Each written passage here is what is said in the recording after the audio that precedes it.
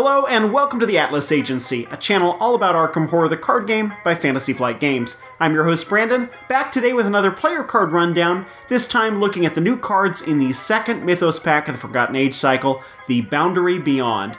Boundary Beyond has 12 new player cards. Guardians and Seekers each get 3, the other 3 classes get 2 each, and there are no neutral cards in this pack. 6 of the 12 cards in the pack are level 0, there's 1 level 1 card, and then the remaining 5 cards are all level 2. Those level 2 cards all form a loose suite that runs across each of the 5 classes. I'm going to hit the other cards first, and I'll save that suite to talk about last.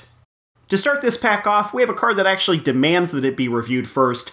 Take the Initiative is a new level 0 Guardian skill that offers 3 wild icons. 3 icons of course means there's going to be a catch. Commit only to a skill test you are performing. Take the Initiative loses a wild icon for each action that's been completed by any investigator this phase.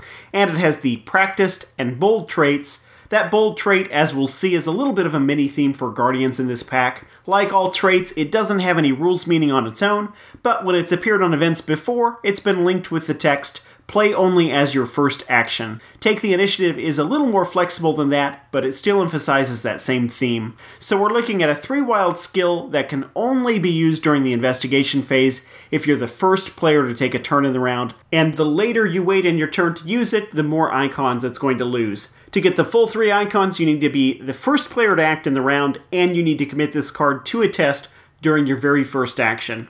Of course, that's not actually the full story, because you can also get the full 3 icons if you're committing this card to a test that comes up outside of the investigation phase. That is, unless someone's running some player card like Quick Thinking that lets them take actions at a turn. That makes this card great for committing to treacheries in the Mythos phase. I actually think that even if this could only be used for tests in the Mythos phase, some investigators might still be interested in it.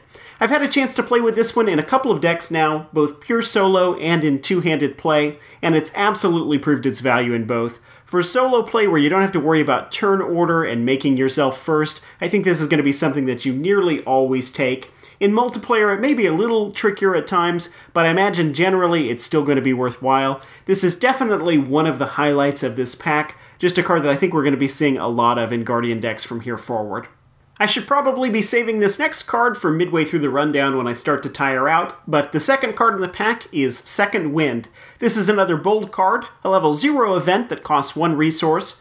Play only as your first action. Heal 1 damage, or 2 damage instead if you drew a treachery this round, then draw 1 card. So it's a cheap little burst of healing with a built-in card draw. It's a little restrictive with its timing. You'll want to use it in a round where you drew a treachery, not only because that gets you that second point of healing, but also because unlike previous bold events, Second Wind doesn't prevent attacks of opportunity when you play it. So sometimes you'll want to play this card, but you'll have to wait for the game to cooperate with you. I gave this a try in Mark Harrigan, just playing through the Return to the Night of the Zealot campaign, and it did feel like it pulled its weight there. I'm not sure any non-Mark investigator is going to want to make space for this, but for him I found that it worked. It helped me get Sophie flipped back over a couple times when I took too much damage. I think it compares favorably to the card Emergency Aid, which is another Mark-only sort of event. That favorable comparison, I'll admit, is partly due to the fact that Second Wind doesn't feature a gruesome picture of a guy receiving ineffective first aid on his badly mangled bloody arm. Instead, you get this person's nice teal scarf to look at. Like the Guardians, Seekers get 2 level 0 cards in this pack. First up we have Truth from Fiction, a level 0 event for 2 resources.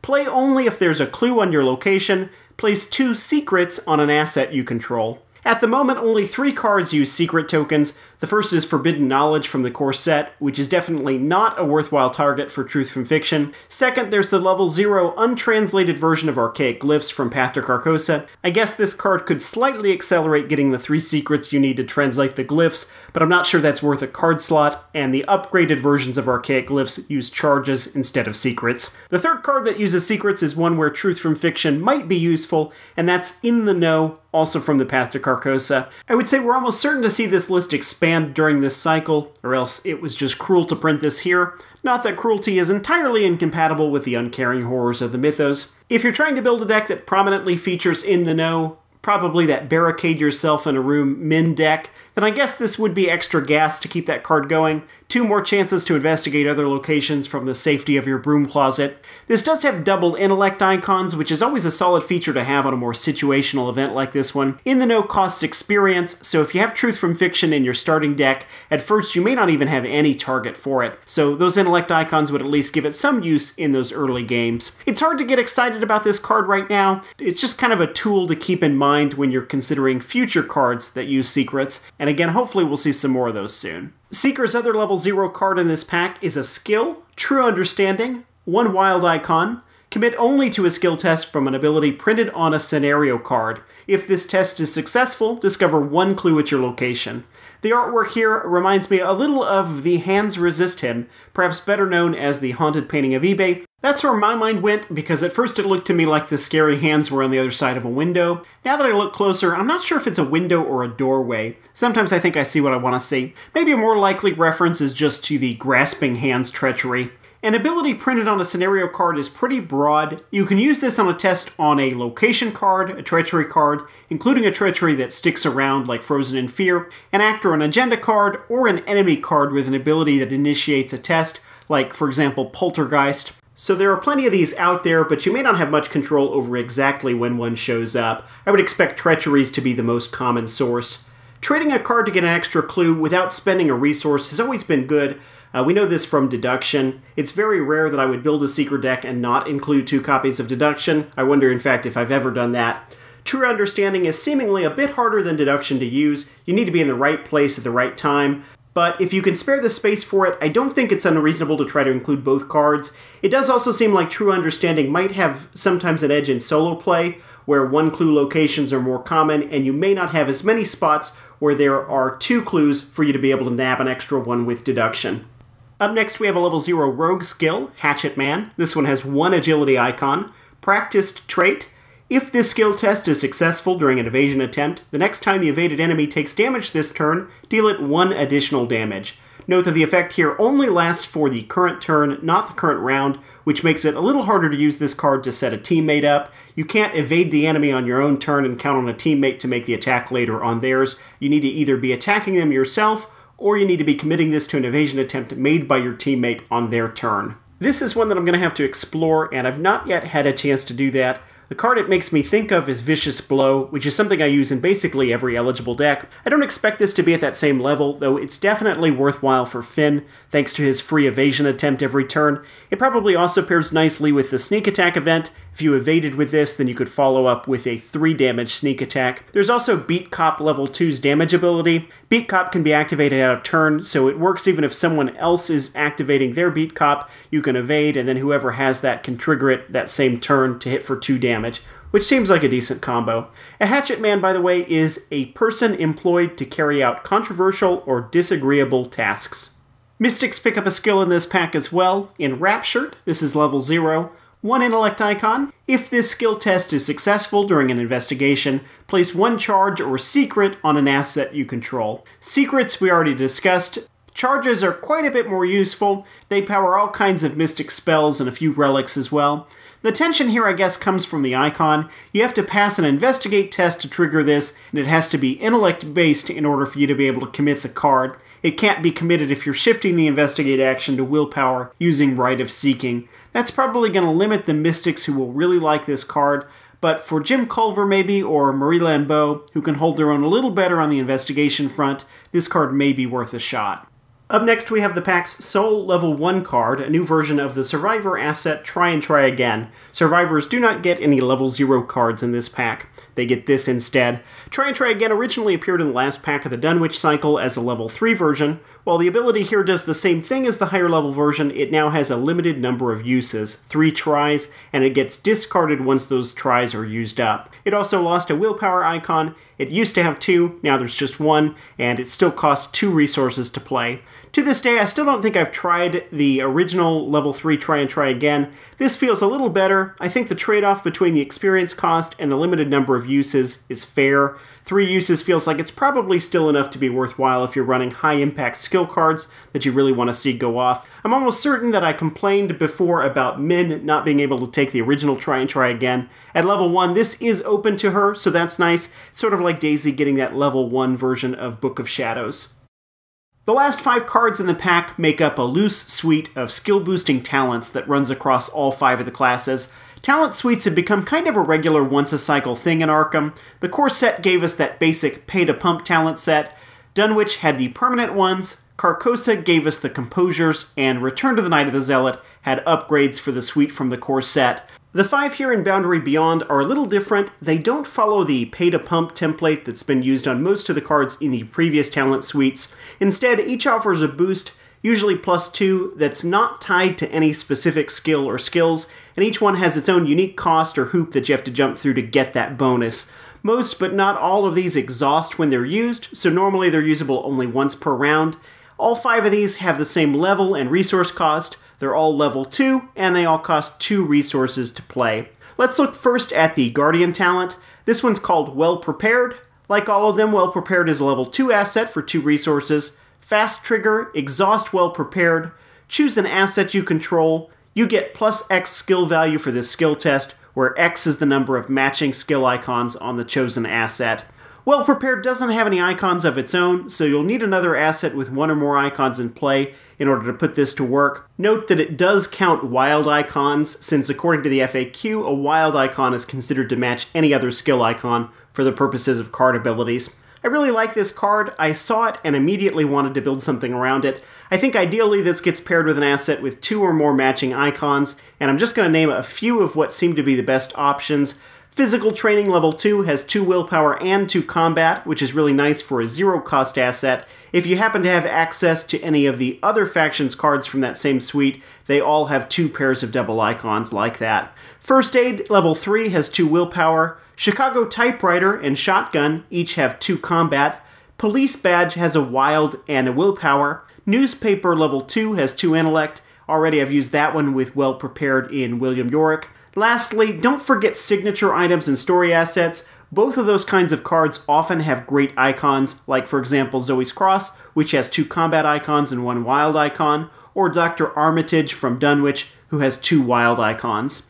I'm looking forward to exploring this one more. I've played with it just a little. I did it in Return to the Night of the Zealot, which I think didn't quite give me enough of a chance to get enough multi-icon assets to accompany it. I think in a full campaign it'll be easier to put together a full bench of supporting assets for it, but I like that it doesn't have any ongoing cost once you get it in play. You just have to hold on to a good target for it. Next up is Quick Study for the Seekers. Fast Trigger, place 1 of your clues on your location and exhaust Quick Study. You get +3 skill value for this skill test. I don't think this is terrible, but I do think this is probably the weakest member of this group, or at least it's the one that will be appreciated by the fewest investigators. I think the characters who are going to like this are the ones who have some way to easily recover that clue without spending an extra action. Like for example, Roland getting to discover a clue when he defeats an enemy. If there's not a clue on your location and you're about to take an enemy down, then you can drop a clue to boost an attack with Quick Study and pick that clue right back up when the enemy dies. If you're good at gathering clues, then maybe it's worth occasionally spending a clue on a high-impact test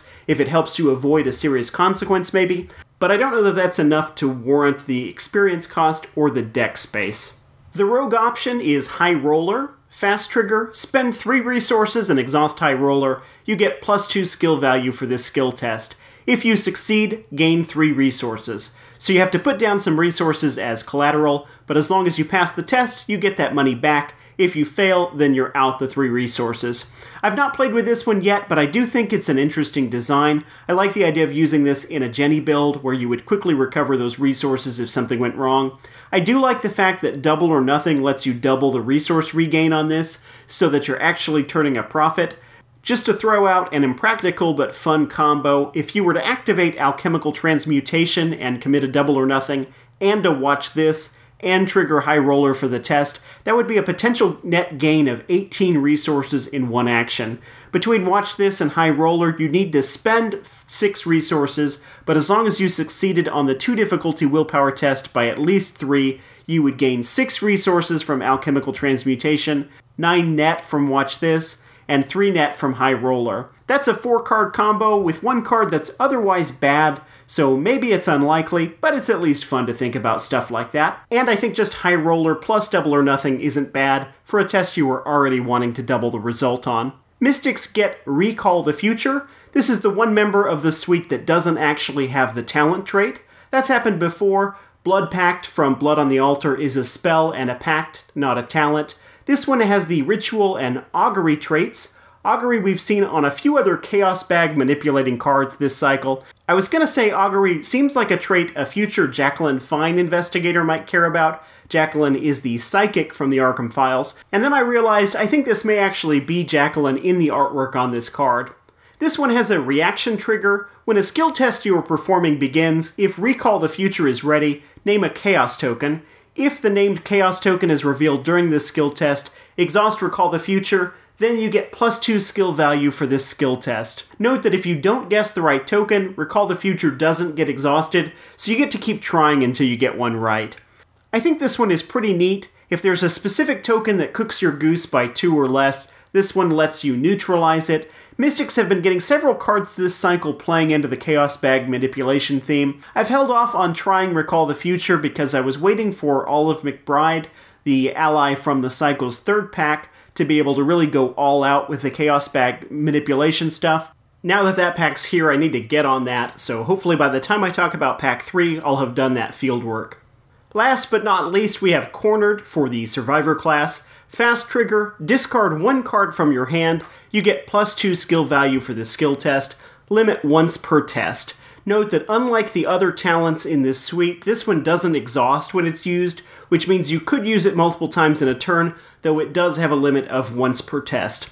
This, I think, is quite a good card. I feel like it's probably the most exciting thing in the pack. It's sort of like this makes every card in your hand into an unexpected courage, at least for your own tests, which seems pretty strong, especially for a 2 experience card. It gives you a use for every dead card or duplicate asset that you draw. Unfortunately, there's not much card draw in the Survivor class outside of Rabbit's Foot and Madame Lebranche, so the challenge is going to be keeping fuel in the tank, but hey, it is the Survivor class and we've already had Last Chance as a Survivor card that benefits from an empty hand, and in time we'll probably see more of those. With that, we've covered all 12 of the cards in this expansion. Overall, I found the Boundary Beyond to be a pretty nice pack. Mainly that's on the strength of the talent suite, which kind of feels like the pack's focus. It's a pretty neat set of designs. I, as I've said, have already found myself wanting to build around Well Prepared, Recall the Future, and Cornered. Other than the talents, Take the Initiative is probably the other standout from the pack. I think that one will see a lot of use. That'll wrap this look up. As always, thanks for watching the Atlas Agency, and good luck in your own investigations of the Mythos.